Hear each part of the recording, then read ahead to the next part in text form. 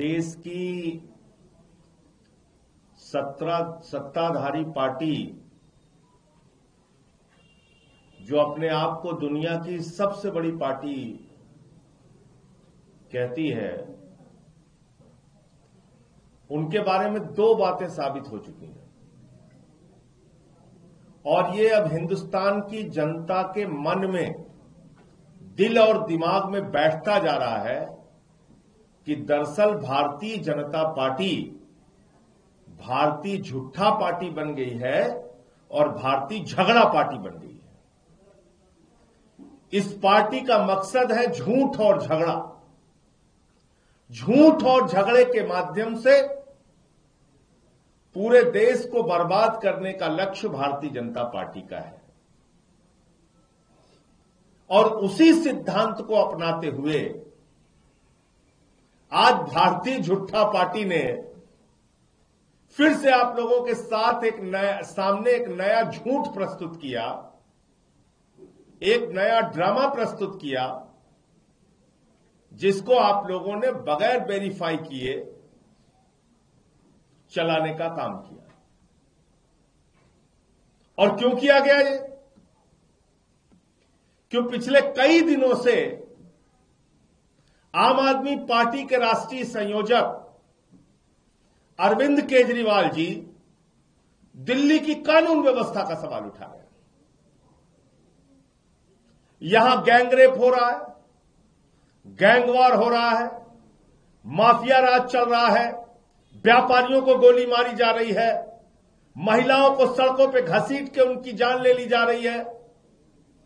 यह सारा मुद्दा केजरीवाल जी उठा रहे हैं और अमित शाह बजाय इसके कि केजरीवाल के सवालों का जवाब दें,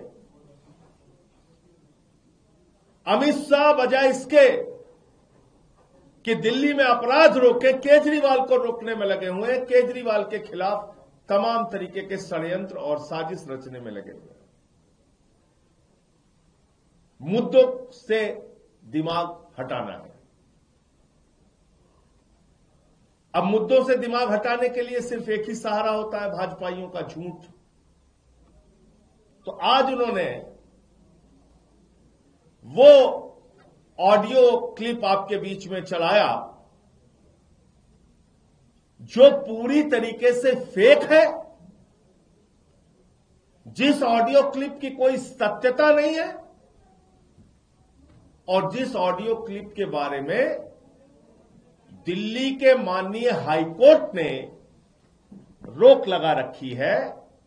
ऐसा एक audio clip Bharatiya Janata party का, फिर से मुझे कहना पड़ रहा है, भारतीय झूठा पार्टी का आईटी सेल का जो हेड है वो चला रहा है। उसके प्रदेश अध्यक्ष बीजेपी के जो दिल्ली के हैं सचदेवा जी, गौरव भाटिया, उस झूठ को लेकर उड़ रहे हैं आसमान में, आसमान में उड़ रहे हैं, जिसके संबंध में हाई कोर्ट का निर्णय आ चुका है। ऐसे झूठ को लेकर उड़ रहे हैं और ये आदेश हाई कोर्ट का है कि ऐसा कोई भी ऑडियो चलाया नहीं जाएगा। भारत के उच्च न्यायालय, दिल्ली के उच्च न्यायालय के आदेश के बावजूद भारतीय जनता पार्टी ने ऑडियो क्लिप कैसे चलाई? इनके खिलाफ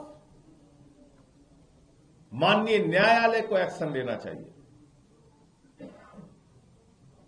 17 अगस्त 2023 को देश के एक मीडिया चैनल ने ऐसा ही प्रयास, इसी ऑडियो क्लिप को चलाया था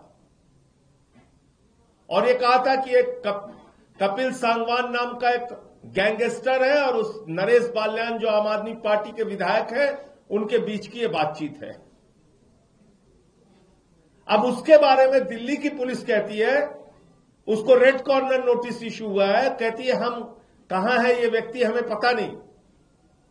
जो व्यक्ति दिल्ली की पुलिस को नहीं मिल रहा, जिसके खिलाफ रेड कॉर्नर नोटिस है, जो अमित शाह को नहीं मिल रहा, वो भाजपाइयों को कहां से मिल रहा है? या तो अमित शाह के घर में मुलाकात हुई होगी, उसने कहा होगा कि हां हमारी बातचीत है। ये ऑडियो क्लिप, फर्जी ऑडियो क्लिप, झूठी ऑडियो क्लिप चला के आप आम आदमी पार्टी को बदनाम करना चाहते हैं, मुद्दों से ध्यान हटाना चाहते हैं, दिल्ली की बदहाल और बदतर कानून व्यवस्था के मुद्दे से लोगों का दिमाग हटाना चाहते हैं। ये हम छोड़ने वाले नहीं हैं। आपको हर दिन अरविंद केजरीवाल जी और आम आदमी पार्टी का एक एक कार्यकर्ता जनता के बीच में एक्सपोज करेगा। दिल्ली हमें सुरक्षित चाहिए, देश की राजधानी हमको सुरक्षित चाहिए। यही प्रयास इन्होंने अभी महाराष्ट्र के चुनाव में किया, फर्जी ऑडियो क्लिप चला दिया। यही प्रयास इन्होंने दिल्ली में आज कर दिया। 2023 अगस्त का, एक साल के बाद, सवा साल के बाद ऑडियो क्लिप आप चला रहे हैं जिसपे हाई कोर्ट का स्टे है। तो इसलिए जो भाजपाई उस ऑडियो क्लिप को चलाएगा उसके खिलाफ मानहानि का मुकदमा किया जाएगा, उसको न्यायालय के अंदर बुलाया जाएगा और किसी भी व्यक्ति को, विधायक हो या सामान्य व्यक्ति हो, उसको बदनाम करने का अधिकार नहीं है।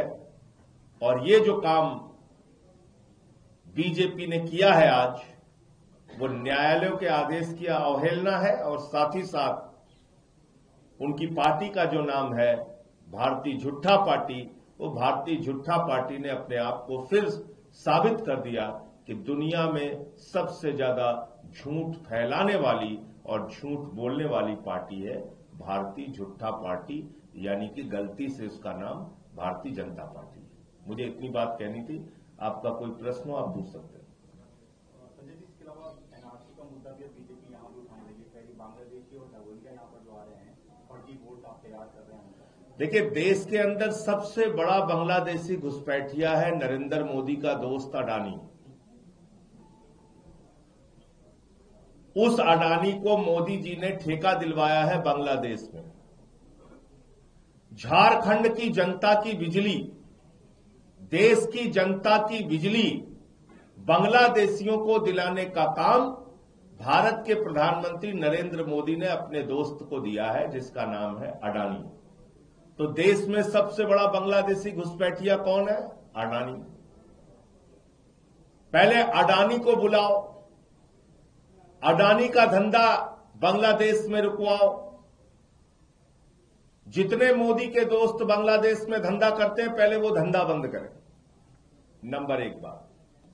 नंबर दो बात, बांग्लादेश से सीमा किसकी लगती है? त्रिपुरा की, आसाम की, बंगाल की। सीमा की सुरक्षा किसके जिम्मे है? नरेंद्र मोदी और अमित शाह के जिम्मे है। 10 साल से सरकार किसकी है? मोदी जी और अमित शाह की है। ना तो ओबामा की सरकार हिंदुस्तान में है, ना ट्रंप की सरकार हिंदुस्तान में है। यहां तो यशस्वी प्रधानमंत्री, शक्तिशाली, बाहुबली, महामहिम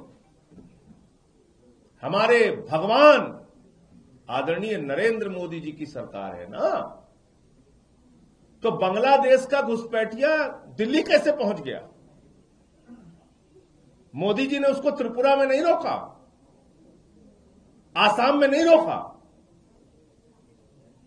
मोदी जी ने उसको बंगाल में भी नहीं रोका।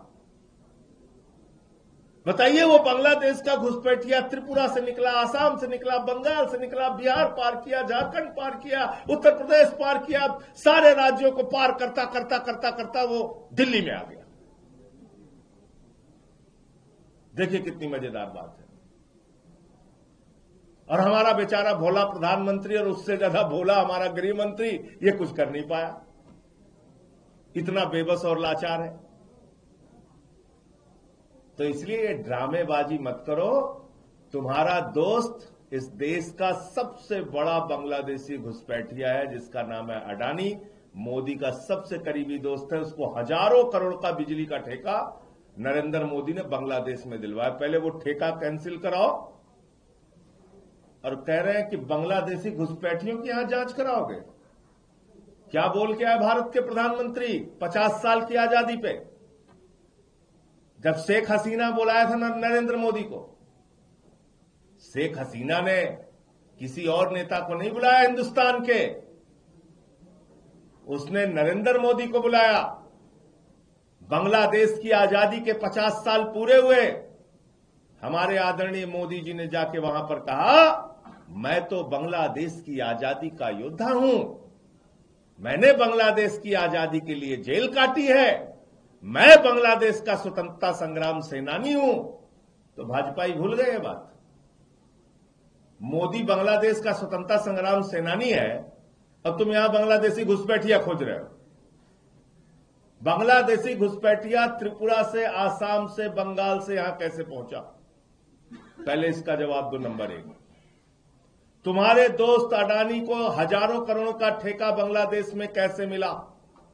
पहले इसका जवाब दो। नंबर 2, हिंदुस्तान की जनता की बिजली चोरी करके हजारों मेगावाट बिजली बांग्लादेशियों को मोदी जी और तुम्हारे दोस्त अडानी मोदी जी क्यों दे रहे हैं? तीसरा इसका जवाब दो। और इसके साथ साथ 10 साल में 10 बांग्लादेशियों का नाम बताओ जिसको तुमने हिंदुस्तान से भगाया। बताइए आप। अगर कोई ये एनआरसी और आरसी जो आपको लाना है, कानून, नौटंकी, ड्रामा, वो तो आप लोग ड्रामे करते रहते हो, ड्रामेबाज पार्टी है। लेकिन एक चीज ये बताओ आप मुझे कि अगर कोई विदेशी नागरिक दिल्ली में मिल गया, वो फ्रांस का नागरिक है अवैध रूप से, यहां रह रहा है, वो नाइजीरिया का नागरिक है अवैध रूप से दिल्ली में रह रहा है, तो उसको केजरीवाल भगाएंगे? उसको कौन भगाएगा भाई? उसको अरविंद केजरीवाल भगाएंगे कि मनीष सिसोदिया भगाएंगे कि गोपाल राय भगाएंगे कि आतिशी भगाएंगे? कौन भगाएगा उसको? अगर कोई अवैध नागरिक भारत की धरती पर मिलता है तो उसको भगाने का काम कौन करता है? प्रधानमंत्री नरेंद्र मोदी और अमित शाह और एक्सटर्नल अफेयर्स मिनिस्ट्री। अपने पाप और गुनाह सीना ठोक ठोक के भाजपाई खुद ही गिना रहे हैं। हमको लिस्ट चाहिए एक एक जिले की। 10 साल में कितने बांग्लादेशी घुसपैठिया हिंदुस्तान के अंदर तुमने पकड़े और उनको तुमने भगाया? इसका डिटेल बताओ। और सबसे बड़ा घुसपैठिया बांग्लादेश का अडानी है देश में, मैं खुलेआम कह रहा हूं।